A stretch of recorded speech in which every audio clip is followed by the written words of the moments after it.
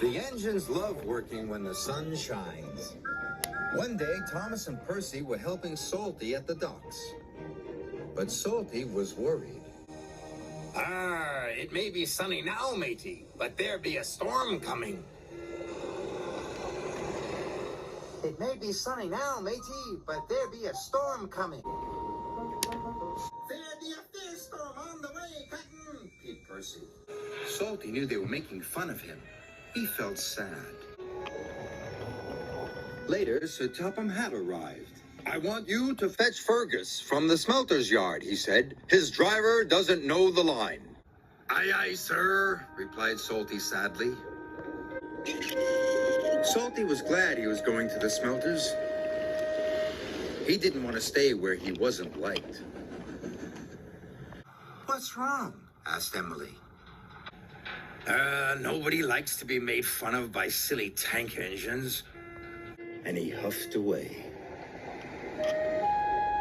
Emily knew she had to find Thomas and Percy immediately.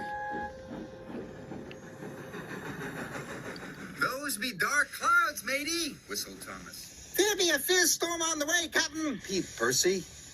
Emily was cross. It's not nice to copy the way others speak. You hurt Salty's feelings. We were just having fun, said Percy. We'll say sorry to him, added Thomas. But Salty was nowhere to be found. Thomas and Percy were worried. Fergus was waiting for Salty when he arrived at the smelters. Right on time, congratulated Fergus. Aye, but there's a storm coming, Said Salty. we must hurry. Soon they were hooked up and on their way home. Salty was right about the storm. It was a fierce one. The ships at sea depend upon the lighthouse to keep them safely off the rocks. But now there was trouble.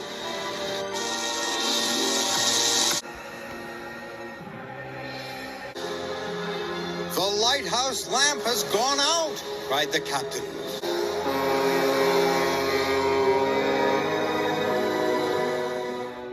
Salty and Fergus were fighting their way through the wind and rain. Then Salty saw a lantern ahead.